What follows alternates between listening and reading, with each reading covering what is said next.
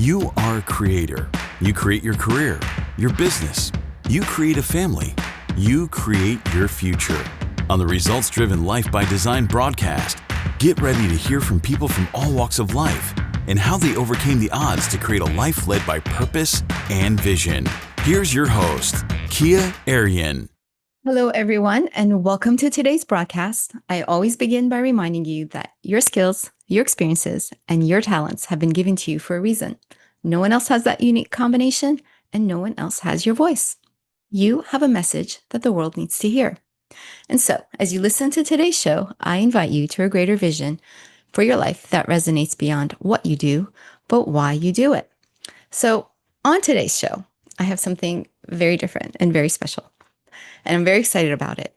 I have invited my daughter, Bahar, to come and talk about parenting. She has, for I don't know how long, told me that, Mom, you need to write a parenting book. And I haven't written that book. I have another book that's coming. But I thought, well, why not bring her onto the show and talk about what I felt were top 10 parenting moments, transformative parenting moments, and get her take on it. And I think that it will be very fun and interesting because I think she's so funny and brilliant, and her insights, you're going to enjoy her insights as well. So when Bahar was around 6 years old, I realized that I need to get my shit together because she was copying everything that I was doing. She was emulating my attitudes, my words, my energy. And at that time, my attitudes, my words, and energy were, I was impatient. I was self-centered. I was stubborn. I would get into moods. And I saw her picking those things up. So I quickly realized that I better do something. And there was another moment that was kind of transformative for me. And that was, I was watching a woman. Her name is Priscilla Schreier, and she's a Christian, and she teaches and preaches. She's amazing, very charismatic, full of wisdom. And she shared this story about how when you squeeze an orange, you expect that orange juice would come out of it. Or if you squeeze a lemon, you expect lemon juice to come out of it. And her point was, when you're squeezed, what comes out of you? Is it orange juice? If you're an orange, is it orange juice? Is it, Her point was that when you're under pressure and you're squeezed, does what come out of you match what you are portraying to the world? Does who you are on the outside match who you are on the inside? It was a question of integrity. It was a question of self-awareness and working to a personal growth, being the person that you were called to be and that God called you to be. And so that really kind of hit me. And I remember that actually listening to that message, it was the day that Micah had just been born. My son, Micah, he was like 2 weeks old, or maybe 3 or 4 weeks old. And something had shifted because babies are gifts. And when they come into this world, things change. And so that started me on a journey of, there's got to be more. There's more to this world than what I see. And now having 2 children in my life, it was God's grace to put me on that journey to discover what the more is. So this is one slice of the journey, which is my daughter Bahar, who is 20 years old, and I'm so excited to have her on the show. And I welcome her. Come on in, Bahar. Have a seat. Yay! Applause. Yeah. Hello, my love. We're going to have so many bloopers for this podcast. We will. So this is Bahar Arian, and she is home for the summer from college, University of Miami. And for lots of months, we've been wanting to record this podcast. So welcome, Bahar. So happy to have you here. I'm so glad to be here. Are you excited about what we're going to talk about? I'm excited. I'm a little nervous. I actually went to bed last night thinking, what could she possibly ask me? And I couldn't think of like a single instance. I don't know why. So now I think we're just going to roll with it. We're going to roll. So she is completely unprepared for this interview, which is how I like it. All right. So I have 10 parenting moments that in my mind were very transformational. Not just for me, but I think You think? for my kids. And so I'll start with one, I'll describe it, and then you just tell me your thoughts on it Okay. and how that impacted your life, if it did, and maybe, what could have been better or different, and what you would tell the audience. Okay, so the first one, I call it "It's My Party." Oh, oh, yes. I know where this is going. It's my party. And so I'll tell you when that started. So that was we would have a lot of late night talks where she would all of a sudden get introspective. This was when you were around maybe 11, 12, and middle school years. And it was like after 11 one night.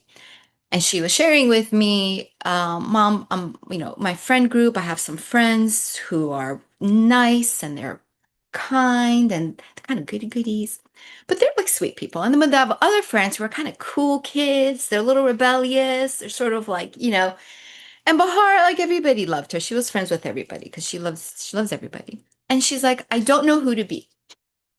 Which one should I be? Should I be the cool kids or should I be like the nice kind of goody goody kids? Who should I get along with better?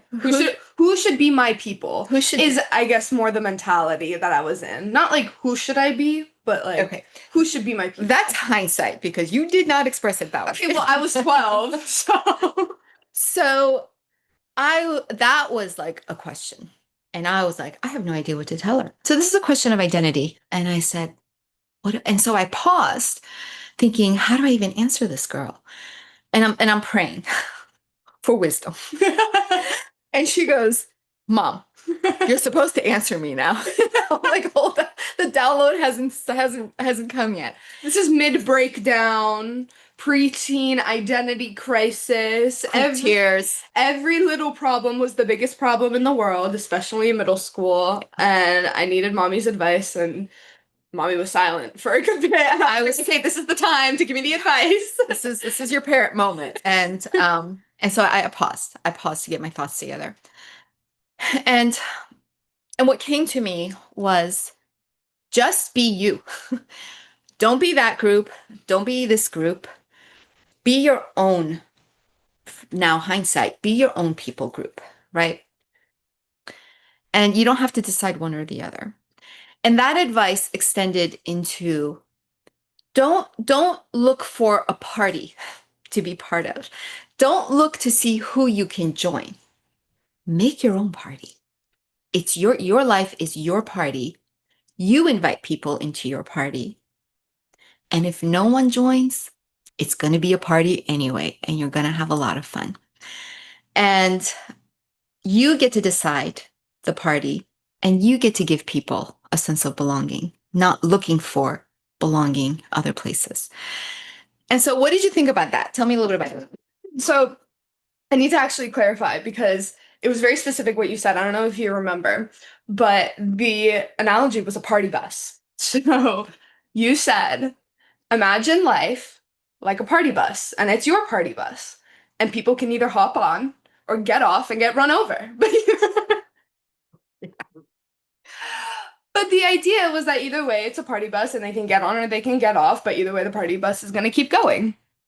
And I think it's really interesting that you brought that up because out of all the parenting moments, out of all the wisdom that you've given me, that analogy and that idea is probably what I have most spoken over other people too. Mm-hmm. So people I've had those conversations with. Because it really is like a be yourself thing. You know what I mean? Like but when you just say be yourself, everyone's like, okay, yeah, fine, whatever.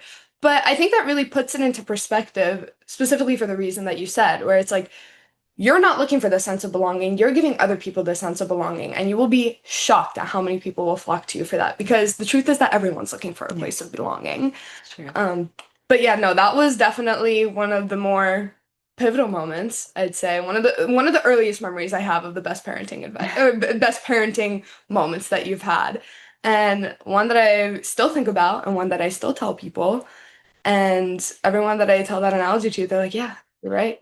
So here's what I love about what you said, that you're creating that bus for people to belong to. you're creating your life. You're creating a life based on whatever you want to do, right? And that's the freedom that we have. So when you have a party bus, you get to create that party and you get to create that life and invite other people into it. And you're right, because people are looking into it. And then when they come in, you're like, guess what? You get to create that for yourself. Mm-hmm. Yeah. Yeah. You encourage people to get on their own party bus too. That's right. That's good. I love it. Perfect. Okay. Number 2. I'm so excited. This is so exciting. Those 4 words. I decree and declare. Yes. Hashtag I decree and declare. I decree and declare. Okay. So when she entered high school, 9th grade, and my son was entering 2nd grade, I started to learn the power of words, the power of your words. And what you speak is what you create. And so I consumed what I needed to about the power of words, and I tied them into scripture, spiritual, heaven, right? So what you decree and declare comes from eternal rather than the temporal. And I ended up creating like 7 pages plus of identity declarations, like who I am a daughter of the Most High King. I am loved by God. I am chosen. I am anointed. I am appointed. I am a forerunner. Highly favored. I am highly favored. So 7 pages of purpose, of identity, of power. And so every morning, so 9th grade was very challenging. Okay. I'll add more context once you say what you say. High school. New beginnings. New beginnings. And every day, I took them to school every day. Micah was included in the declaration. Micah, my 2nd grader, Micah, who cried every day in 1st grade. And then, so he was very fearful of was just a big, huge transition for him. And so going into 2nd grade, he was part of it too. I marvel. I marvel at the transformation. I'm just saying, pretty profound. It's pretty marvelous. It is. And so anyway, so I would go through about 1 minute of these decrees, and I would have them repeat after me. And a lot of times it was like this: I decree and declare that I am a child of God. But we were so tired in the morning. Maybe we were arguing. Half awake, but I would say, okay, time to decree and declare. And so we would say these identity statements, and we did them every day on the way to school. Somehow, midway through the year, things shifted. I remember that shift in you. You just shifted into this confident person. Micah, I don't know, like I haven't even thought that much, but today, as he's going to the 8th grade, in his 7th grade parent-teacher conference, every one of his teachers, without exception, said, Micah is such a calm, grounded presence in the classroom. This fearful second grader is a calm, grounded presence who has amazing friends and amazing relationships in his school. I'd like to think it was all decree and declares, but I don't know. What do you think, Bahar? I think it was. So for context, so this was me right after middle school going into high school. And middle school was a rough year for most people. No one likes middle school. And specifically, I didn't really have many friends. So I was staying in the same school. There was a huge friend blow up, as, middle school girls do. And I felt like I had no friends. And I remember that was a time that my confidence was at its lowest. But it was also right after a time where I attached a lot of my confidence and value in the friends that I had and the amount of people that liked me. And it's kind of crazy when you do that and you depend on all those worldly indicators of validation, but the world will rip them from you real quick. But I really needed that. So I was starting from like ground zero. And so we were going into 9th grade. And that's when you started the decree and declares. And I remember one of them was that you will find your people, that you have confidence, that we have lots of fun. Fun was a big one. Yes. Laughter, and much more. And 9th grade was genuinely one of my favorite years of high school of all time. I found so many new friends. My entire mentality with my relationship shifted. It kind of going back to the party bus. It was like, let me create belonging for other people. I'm not looking to need anyone's friendship, but I'd love to be friends with everyone. And when you shift that energy, just it's charismatic. It's like magnetic. And that's exactly what happened. And even like mean girls in high school who maybe want to spread rumors and lies, they just didn't stick. And it was amazing. The decrees and declares. Okay, we have to share that one Oh God. name that someone made for you. And your response to it. Wait. Bahar. And this one girl, just for no reason at all, said, "That's Bahor." Bahar. And your response was, "Why did I think of that?" Actually, my friend's response no, I'll actually tell you what my response was. And this was later. This was like maybe like junior year. Some girl called me like Bahor. And I thought we were friends. Like I thought me and the girl were friends. So I laughed and I was like, oh my gosh, that's so funny. Like, why didn't she tell me? Like, that's hilarious. Like, oh, what a jokester. And the person that told me was like, no, she like meant it. And I was like, what? And my friends were like, damn, that's good. Why didn't we think That was of pretty that? creative. And now it's the name for my Snapchat private story. So we share that just to say, like, that was the mentality. Like, nothing stuck. Everything was just funny. And Everything was funny. okay, so go on. Everything's joyous. Everything has laughter. And I still care. Like, I felt later, maybe after ninth grade, I really felt the effects of that shift. I was like, something shifted and just everything is better now. And it's like the moment I got that confidence, I've never lost it. Sorry. And it's beautiful. It's amazing. And I want to give that same confidence to everybody. Like, I'm like, once you have that, don't ever let go of it. Yeah. Yeah. Amen. So It's on the Okay. declarations. it's on the declarations. Gotta speak it, even when you don't feel it.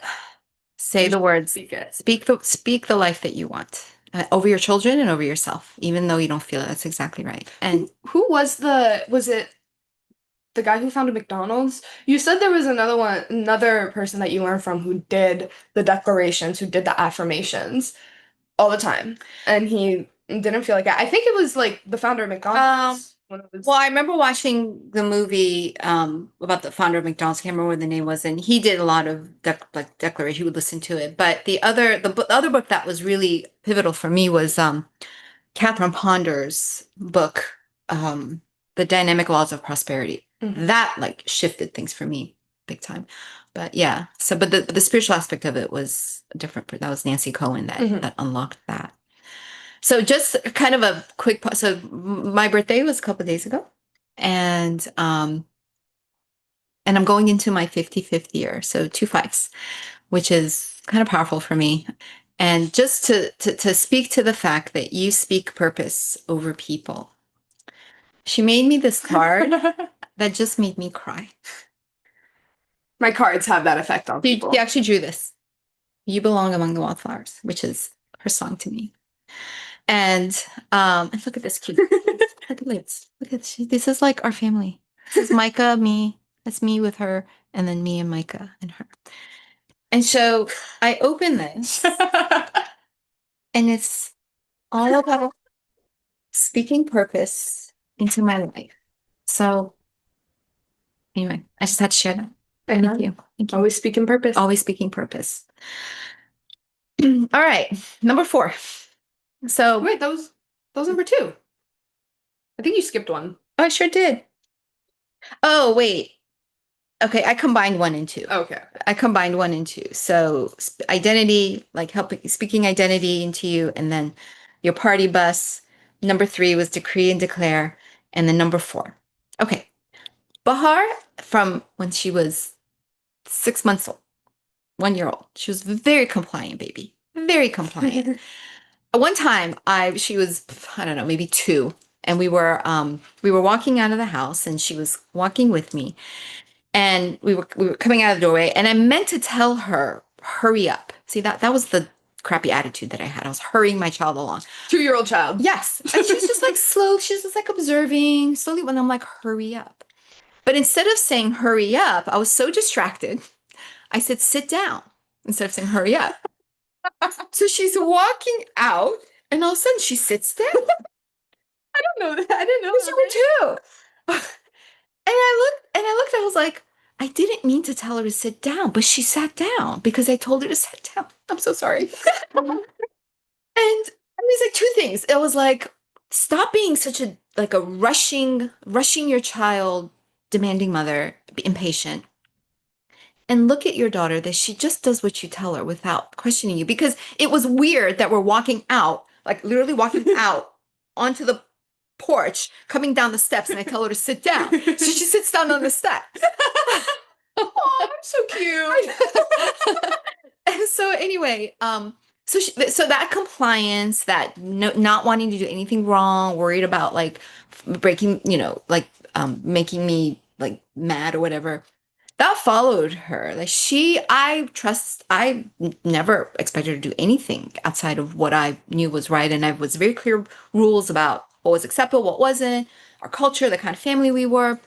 And so when she was 14, All went out the window. when I just literally, I discovered the girl was sneaking out the window. We have to talk about something. Can I finish? Yeah, sorry. I just know what the story. I went on her phone for something, and I'm looking at pictures of her sneaking out, God, vaping. I'm like, this is not my daughter. And I was stunned. Like she actually snuck out and she was vaping. And I was like, what? So I'll pause there. So my next thing is how I reacted and how I handled it.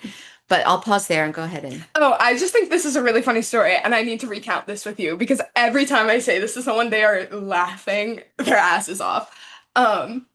So do you remember when you walked in and caught me? Like, not caught me. So you looked at my phone, you found everything. It was at night. And then you kept my phone. And I scurried away to my room, petrified. I just left. And so the next morning you came into my room. Do you remember like that interaction? She came in and she went, "Where's your vape? I know you have one." And I denied it. And she was like, "I know you have one." Just and I stopped denying it because she knew. I kind of remember now. And so my mother had to watch me. So I don't know if the audience knows what a jewel is, but at the time when vapes were becoming really popular, the popular one was Juuls, the one that you get like today for like $10 at 7-Eleven. They're long, they're skinny, they look like little USB drives. Right. Not cigarettes. They look like USB drives. Okay. So, and my hiding place for this, see, I was a very clever kid. I was compliant, but then somehow I became very clever. My mom had to watch me pull this Juul out of the hiding place, which was I walked to my vanity dresser, I opened it, I pulled out a tiny little screwdriver, and I opened the electrical wall socket, picked up tweezers, fished the tiny Juul out of the electrical wall socket because your fingers wouldn't reach in it, fished it out, fished out the charger, and handed it to her. And you didn't even have a reaction. I think you just like looked at it, stunned, and then you walked out of the room and you didn't say anything. But I need to know what was going through your head watching me unscrew this freaking wall socket and pull out my vape. I was like, I'm fucked. That's what I'm like, what is gonna happen for the next 10 years of this girl's life? Oh my gosh. I just know you're probably thinking like, I don't even know how to discipline this. Where do I even go? Go to God. Go to God. Next chapter. Okay, so she does this, and I'm like, what do I even? And so, kind of like when she was asking me about identity and who do I belong to, I prayed. And I remember I went downstairs. My office was in the basement at that time, and I sat on my bed and I prayed. I said, what do I say to her? And the first thing, and this was not my thought at all. The first thing that I heard was, you're going to tell her that you still love her, that nothing has changed between the two of you, that you still value her, that she still has amazing purpose and future, and that she is loved more than anything. That is the first thing you're going to tell her. I was like, that's good. It's like, that's a good way to start. That one. I was like, yeah, you cooked. And I don't remember. I had like some rules like after that, like here's what we're gonna do, here's what we're not gonna do, Oh, yeah. like some consequences that weren't just to punish you, they were for correction and they were for like integrity, right? I don't remember what they were. I don't remember either, honestly. I just But it remember worked. when you came in. I know it worked. When you came in, I said that to you. I said, I just want you to know that I still love you and you're still loved. And I still think very highly of you. And nothing changed with how I feel about you and what I think about you. And then I told you the other things and that was it. So I don't know. That to me, do you remember that? I do remember that. I mean, so when a teen is in trouble and is going through, grounded from my phone, all that, I try to put that out of my brain. But I do remember that we recovered very quickly from that incident. And our relationship didn't change. No. And it got a lot better. Yeah. And I felt like, and because of the way you handled that, I knew I could be more honest with you in the future of just things that would happen because then you knew. So, and that's a big deal because for a lot of parents, when something like that happens, they don't default to that. This is how I feel about this is how I still feel about you, whatever. And Like nothing has changed with how I feel about you, what I think about you. right.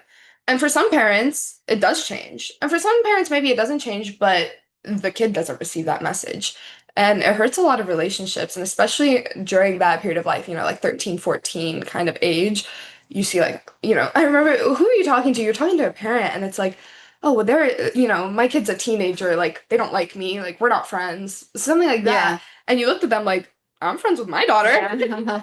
So, yeah. And it's unfortunate that that happens.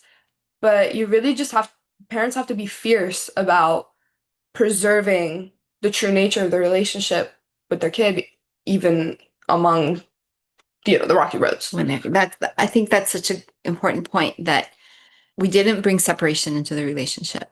And I think that that is the root of so many relationship problems is this sense of separation from that.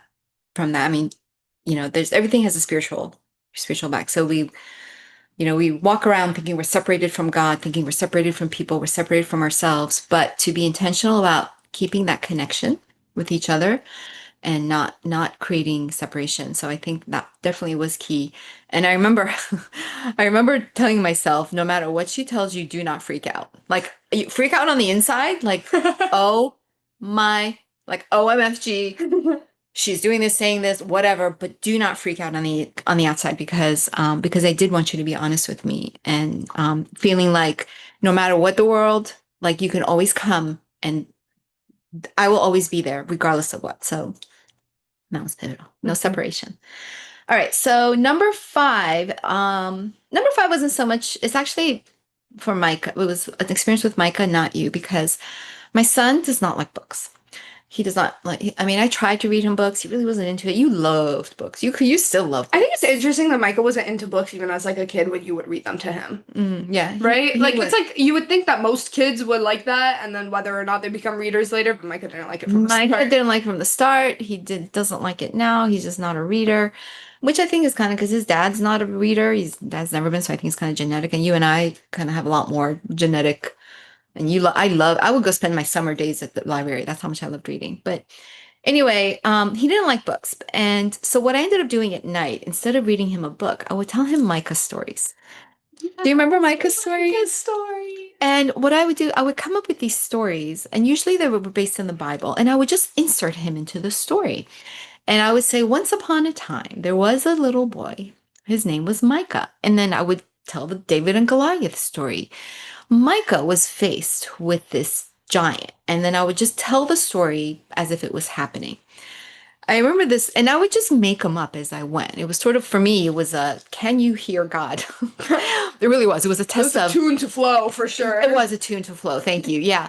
And there was this one story that I told him, and it was just, I still remembered, it was just so funny. Like, he would laugh and he would snort. And I'd say, Micah, you're snorting. And then he would laugh. And then I shared this one story. I said, once upon a time, there was a little boy. His name was Micah. And Micah was walking along the beach, and Jesus was walking with him. And all of a sudden, Micah said something, and he snorted. And Jesus laughed, and he snorted. Micah could not. It was something like that. It was exactly. Micah, he could not stop laughing at the thought that Jesus snorted when he laughed. And so it was just stories like that that I would insert him into it. And anyway, that might be a little. Just make up stories and put your kid in them. How you like? I envisioned Micah as brave. I envisioned him as funny. I envisioned him as conquering his fears of being a fighter, of being loved. And so, how can you create a story and put your kid in there? Yeah. Speak over your kid not what you want them to be, but who they're meant to be. Yeah. Yeah. Give them visions. Give them, I talk a lot about vision on my podcast, on my writings, everything. I talk about vision and purpose. And I found that was very powerful to create vision of areas that Michael was struggling with this when he was in first grade. He was very afraid. He was very fearful, and he's had a really bad experience with the teacher who was very very tough and not very loving. And I said to him, I said, Micah, anytime you're afraid, say these words. I don't remember what the word was, right? It was maybe Jesus is with me, something like that. I don't remember. When that word comes out of your mouth, it becomes a sword. And he loved swords. He remember how much he loved swords. Oh, yeah. He wrote a Valentine that said, "What do you love most?" And he said, "My sword." So I said, Micah, that word becomes a sword, and that sword cuts the thing that's making you afraid. And I remember he was just like, oh, okay. So anyway, give vision. Can I pause you? Because that vision, I remember when you were telling Micah, either I heard it or you told me or whatever. And I still think about that vision. And specifically, the vision was that sword comes out of your mouth, and then Jesus is able to take it and slay all the dark forces, all the fearfulness, all of that. But only if you enable it. Yeah. And to like your point that you were saying, give your kids the vision. Like, kids are very bright, they're very intelligent, but they're not immediately thinking about their identity and purpose. And as a parent, that's your responsibility to, not bestow that upon them, but give them the capacity to think about that. And many don't. And that's why you have so many angsty teenagers who don't have an identity, who don't feel like they have a purpose, and then they're going and finding it in worldly things. Right. And all of that just falls flat. But if you give even like a 5-year-old boy the vision and purpose of I can slay Goliath, I can go and I can do the impossible, then they will think like that. Kids at that age have no reason not to believe that they can do that. And the key is getting that through their head before they get to the age where they think, oh yeah, no, I can't do that. That's impossible. Yeah. That's so good. And I love transformative. And I love what you said, that you don't bestow purpose and identity. You invite them into it. You create the space and invite them to come. And they may not immediately come. They may not come for a long time. But as a parent, the job isn't to give them purpose or identity. It's to create space. Invite them into that space through your words, through interactions, through your responses. And that takes a lot of pressure off being a parent. It's a lot of pressure off. That's a good point. Thanks for sharing that. All right, number 6, same idea as purpose. So just kind of moving into that was that there's a scripture, and that is the point, is give your children, invite them into knowing that they have a purpose, that they're not here just to experience life. There's more to their life. And I remember really speaking to you about that. I remember the first time I spoke that over you was when you had this really incredible dream about being on a ship. And we wrote it down somewhere, and you were wearing this amulet that had light in it, and there were people, like the ship was drowning, and you were going and trying to talk to people to get people off the ship, right? And it's not like a savior complex. That's not it. It's just really helping people, like you said, escape sort of the darkness and the angstiness of this world of there's more to your life than what you see. And I remember us talking about that. And there's a scripture in 1 Corinthians chapter 1 in verse 26 that says, you are a mystery, that you are the mystery being revealed. And the mystery in us is that power in us, that light in us, who, if you're a believer, if you believe in Jesus, it's Christ in you. But you know what? You don't have to. If you believe in God and you believe in a divine light, it's that divine in you that is being revealed, right? And the process of revelation is this sort of this step, right? It's not a ta-da, it's like this. You just keep being revealed. And letting your kids know that there's a purpose to their life that's being unfolded and it's being revealed. And they have their responsibilities to receive it and do what it is that they have been called to do with it. Everybody's given talents. Everybody gets the same amount of talents, and you either bury it or you multiply it. So yeah, so the sense of purpose, I think, was really key, which you touched on. And for parents, I mean, and just everyone, it's okay to not know what that purpose is. Right. Like, to take some of the pressure off of your parents, yes, your children have a purpose and a destiny, and it's divinely appointed, and it's amazing, and it gets revealed to you as you go throughout the course of your life. But it's okay if you don't know what that is. And just like sit in it, it's okay, but just believe that it's there. And then it will unfold. But you have to believe it's there. If you don't believe it's there, you'll never see it. And it'll never come to fruition. So That's such a good point. That's right. You may not know, it unfolds. because for a long time you won't feel like you have that purpose. Like, in high school or, whatever early on years of your life, it's like you weren't thinking about that, or you might think like, okay, I don't know what this purpose is, but I'm just going through life. And sometimes it feels weird to believe in something that you're not actively pursuing. Yeah. Because it's not like purpose and destiny isn't an active, intentional pursuit, but the intentionality behind it is believing that it's there. Yes. So, and then it will happen just in flow and just in the being of who you are. Yes. But if you're trying to artificially pursue it, it's not going to work and you're going to be very disappointed.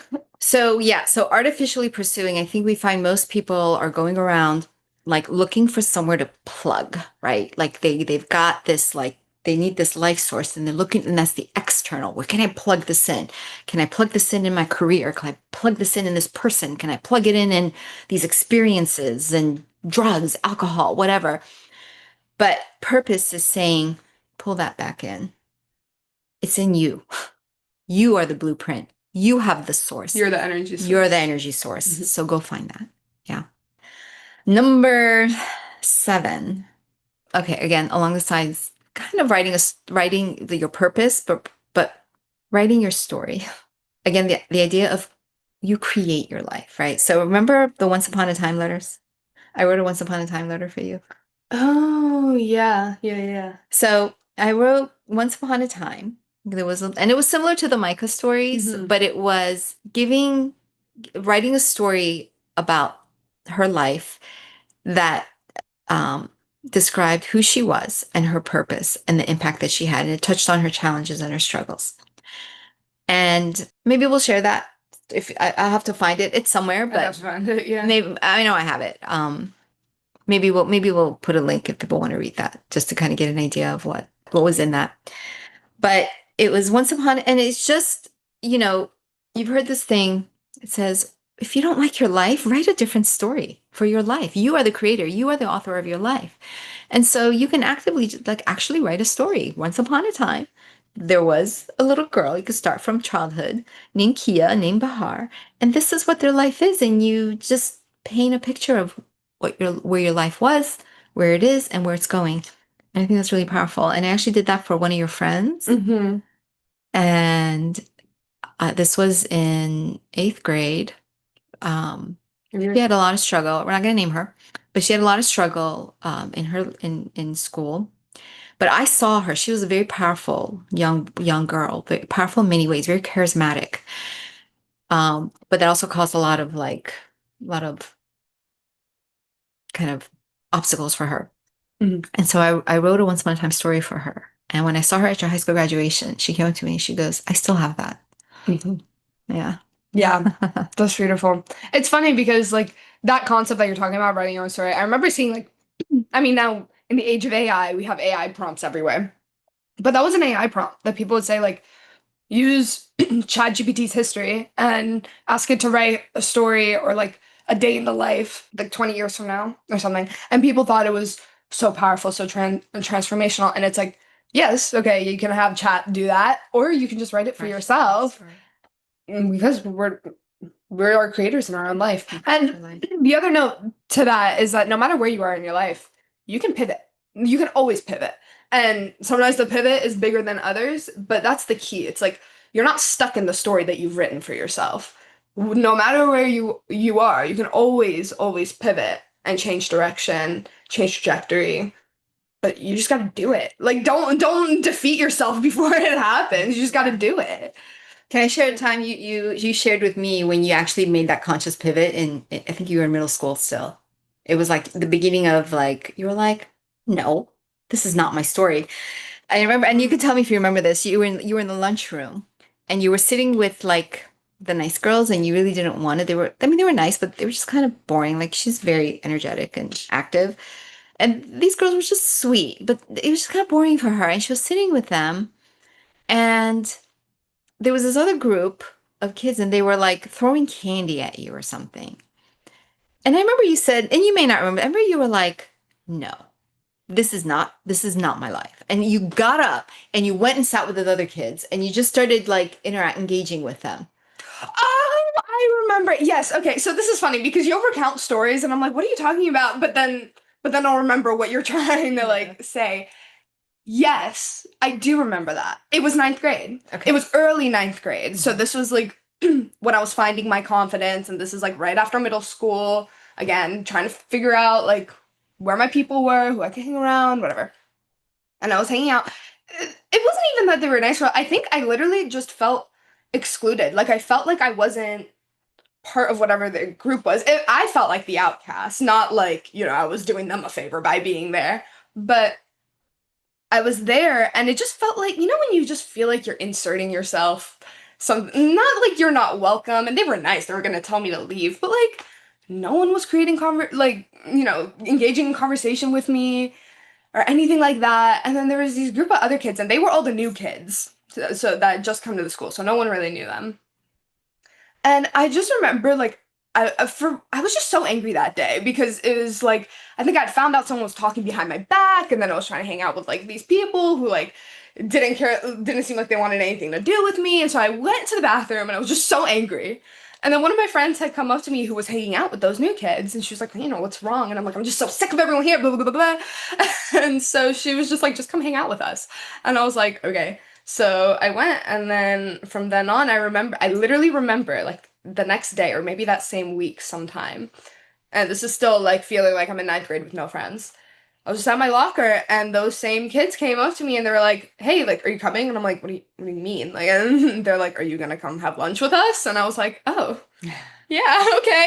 Nice. And yeah, that was the people I was friends with. Yeah. Year. So it was like this conscious decision, like you just like the new character entered into the story and then everything changed. Yeah. Because you just wrote that story. I know. I was like, I don't have to stay here if I don't want to. I don't have to stay if I don't want to. Get up, do something different. Right. Exactly. That was good. All right. Number 8. Number 8 was actually more recent. And I actually wrote an email about it.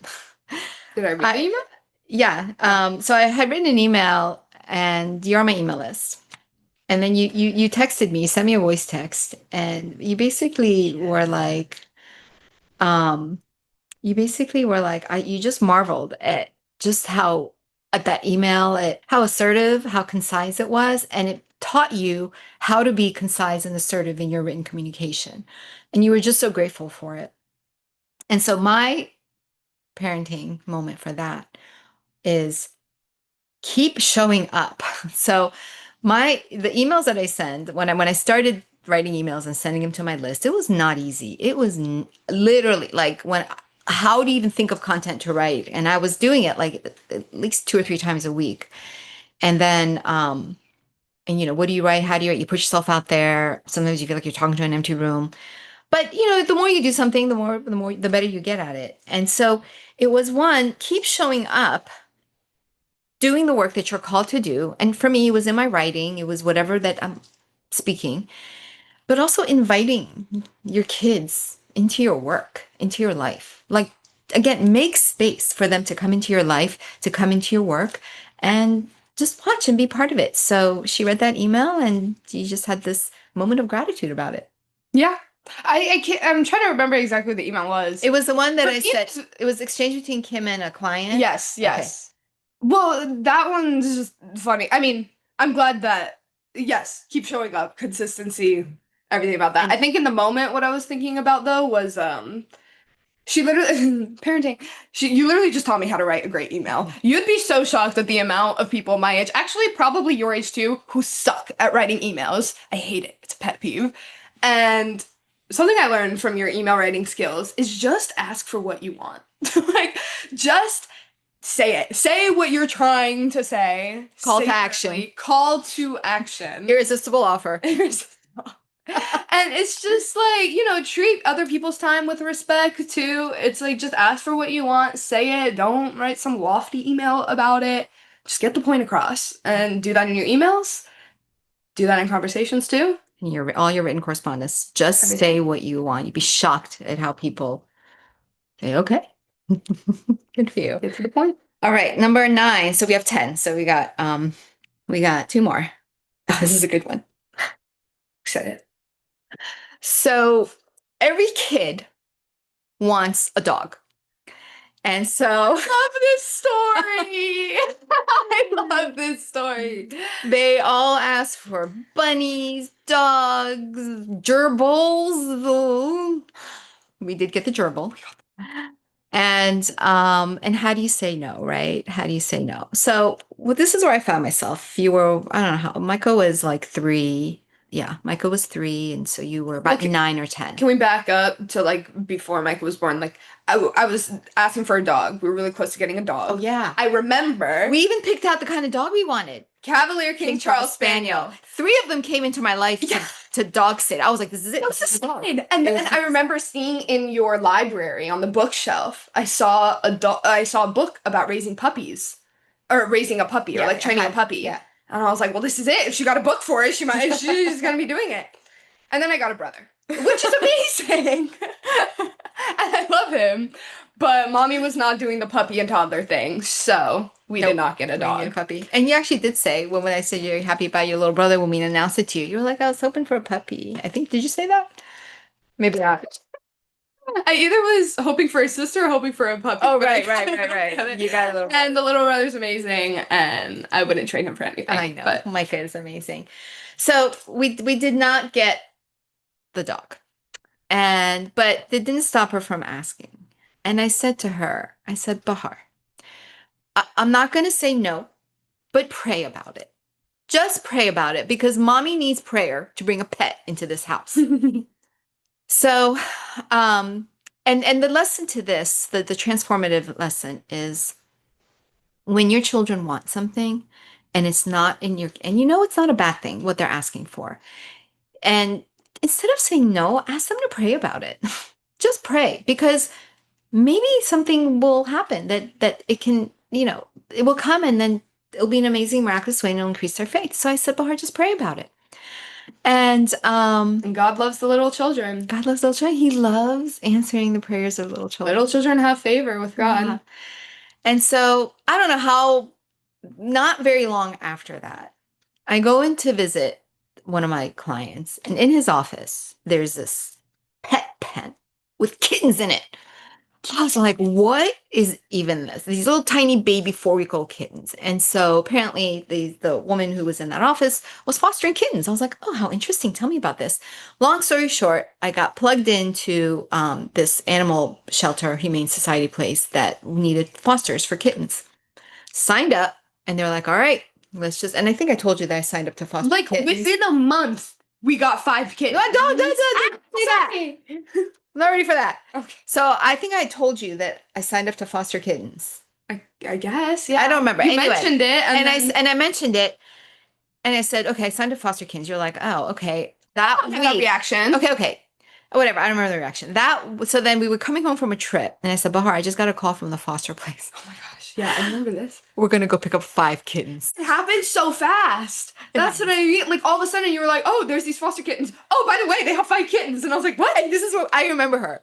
She backed up against the wall and she sank down. I'm so dramatic. You are. You still are. And we ended up getting 5 kittens, and we fostered kittens for 1 year. 5 litters. 5. The 5, number 5, right? We're 5s here. And So it was those the kittens. best experience. We were so in love with each of these kittens, and we ended up getting a foster fail. So we have a cat. kitty cat, Pepper. We stopped fostering after that. But the point is, don't say no. Tell them to pray, and that those prayers get answered in amazing ways that you would never even think of. Yes, they do. Oh, I still think about whenever I like talk about our fostered kittens phase.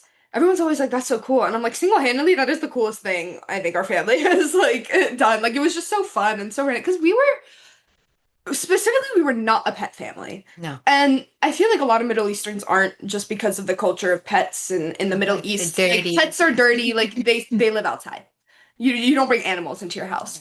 And so you never wanted to be the one to say no to an animal. So you always deferred to my dad, who didn't want animals, and that was that. But he was totally cool with the kittens. That was the funny thing. I thought we would have to convince him, but he was totally fine with them, like, just being temporary little animals, and then if we ever didn't want them, that they would just go.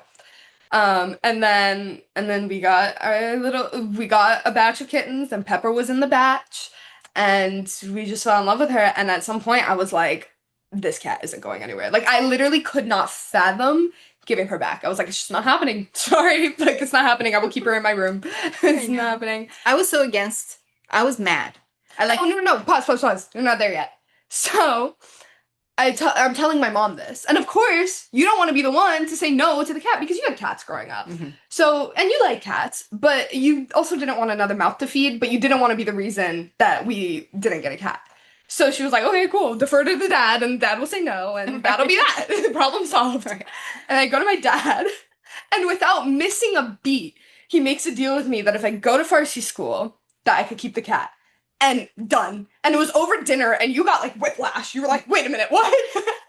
And so we got the cat after she got like fixed or whatever. And you were so mad that day. I was so mad. She was so mad. She was like radiating anger. And I remember I like had her little cat carrier, and there was litter like kind of falling on the ground. And you were like, "Got this litter." And you were like, sweep. I see it everywhere. Set up a room. Anyway, guess who the cat's best friends with now? Never. I'm trying to figure out how to make her live forever. Anybody knows? Tell me, because I cannot imagine my life without her. Yeah, Pepper. She's immortal. She's immortal. Don't say no. Pray about it, because God's got something better. Okay, this last one, I don't think I've ever shared this with you, but you can give me your insight on it. And this was just something that just always, I think, came natural to me. I love my children. Like I always knew that I wanted to have kids, and I wanted to raise my kids. I wanted to be a mom, and like that was never a thing that I didn't want. But when I had kids, I somehow, like, they never became my identity. Like I always was my own person. Yeah. And like I needed my space. I needed my time. I needed like I didn't sacrifice everything for my kids. You were not bossed around by your kids. No. No. And so it was this subtle kind of energy of, you need me more than I need you. And so they knew that. But they also knew that I loved them. Like I would do anything for them without like me like sacrificing who I was, right? And some people might disagree with that, and that's fine. But I think that maintained a respect between us that we can't like, like I felt like there was always a respect of listening to my ideas, respecting my space, respecting my words and the things that I would say, because you can like act crappy and be a little shit, and I'm just gonna go live my life. Yeah. So have fun with that. Right. Like you're not gonna be able to manipulate me into like anything, but everything that occurs between us is based on mutual respect and love for one another. And I don't know, I just like, that was nothing that I consciously decided on. I think it was just always how I was. Was that the energy you got? Yeah, well, I think it ties into your whole mentality with parenting of like, look, you are your own human and you will make your own decisions. I cannot force you to do anything. I can only guide you, and you can choose to listen or you can choose to not listen. And the dynamic between us was like, since you're children and you're in my care, and you choose not to listen, there's going to be consequences. I'm only giving you consequences because life is going to give you consequences for if you make shitty decisions in life. So, it's dumb. If your kids are making mistakes and you're not disciplining them, you're doing them a disservice because life disciplines you real hard. But at some point, it's like, but I'm not going to force you to do anything. And if you want to keep going and go make those decisions, you can do that. And you can deal with the consequences. And I'm going to give them to you for as long as I can. Yeah. But at some point, when you turn 18, you can't control what they do. They're going to get a tattoo. They're going to get a piercings. Like, they're going to, or, they could go to jail. Party. So, yeah. You can only give them the resources, but you have to allow your kids the agency to make that decision, because if they feel forced to do anything, they're going to go the other way. That's just how it works. Like, that's just nature. If you force someone into something, no one wants to be forced to do anything, so they're automatically going to go the other way. But if you give them the choices, they're gonna make the right choices. Like, the kids are smart. Kids are intelligent too. They are. They will make the right choices, but you have to let them, and you have to let them make the mistakes too. Yeah. So I love what she said, that kids are very smart. And that's one thing that I always did. Ever since you were young, I never spoke to you like you were a child. Or that we didn't understand. That you didn't understand. I expected you to understand what I said. And I spoke to you like that. I never treated you like you were less than or knew less or any of But that. you never baby talked. I hate when parents like baby talk their children or like dumb things down for their children. And it's like, yes. I never dumbed it down. Never dumb it down. And like, yeah, sometimes they won't understand, but it's okay. They can ask questions. Right. You know what I mean? They can ask for what you mean. And right. But if you allow them to have, like, if you allow them the capacity to think about these thoughts and ideas, then they'll grow to it. But if you don't give them the opportunity to go to it, they never will. Right. That's exactly right. They are much smarter than we give them credit for. And this kind of ties back to our first point, that it's my bus. And so, I think that was what I was trying to say with this last point, is that I lived that out. Like, I embodied that my life is my bus. I'm inviting my kids to come, and that it'll be even better. Like, but I have this life, this purpose that I'm living in and I'm creating, and you are part of it, but you are not the only thing. You are not the thing. You are a big part of it, but you are not the purpose of my life. And I invited you and Micah to come into that, and then you guys did, and it's fun. And now you're creating your own bus, and we just go on each other's parties, and maybe it's one big double-decker bus. I don't know, but that's kind of where I think, just kind of looped back around in a nice, beautiful circle of what it really came to. Yeah, it is.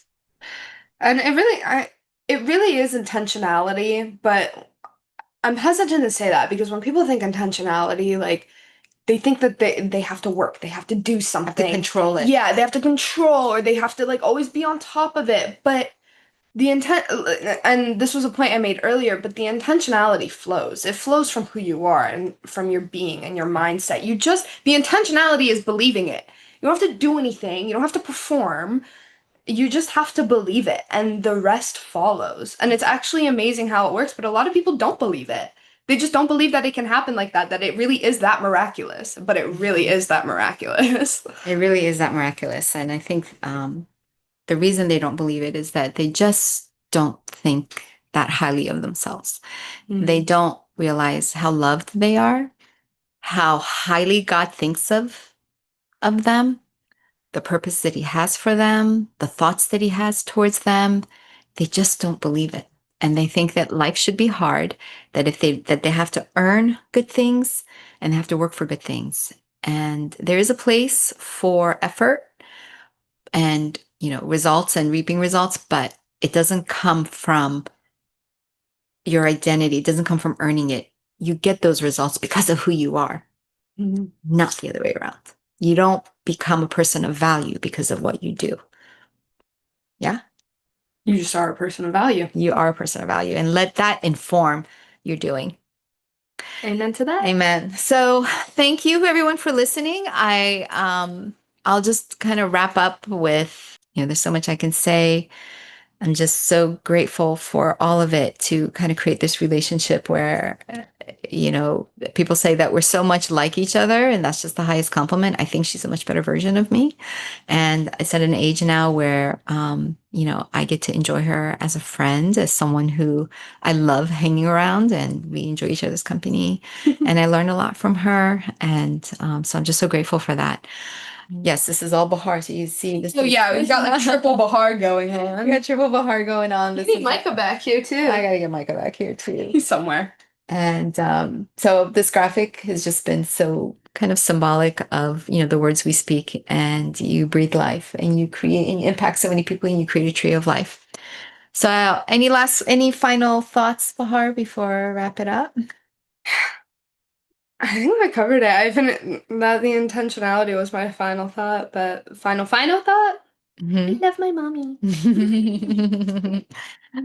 So thank you, everyone, to my listeners. Thank you for tuning in. I hope this was as fun for you as it was for us, and that you were able to get some I don't know, revelation, inspiration, encouragement from it. Would love to hear about it if you did, and share your parenting, people, purpose, any of that, because that's what I'm all about. That's what the life message that I carry is to everybody who I come in contact with, that they know that your skills and talents have been given to you for a reason, that you have value, that you have worth, that there are people who stand to benefit from who you are and what you offer. And there are people who you're not called to help. So focus on the former group. They're waiting for you. If you enjoyed this broadcast, subscribe to the show, connect with Kia on LinkedIn, and let her know what inspired you. This broadcast was brought to you by Zine, a marketing and brand development agency that helps attorneys, entrepreneurs, and professional service providers create raving clients who love them, stay with them, and tell others about them. Visit zinemarketing.com/newsletter to sign up and receive the Breathe Life newsletter, a print publication of Zine.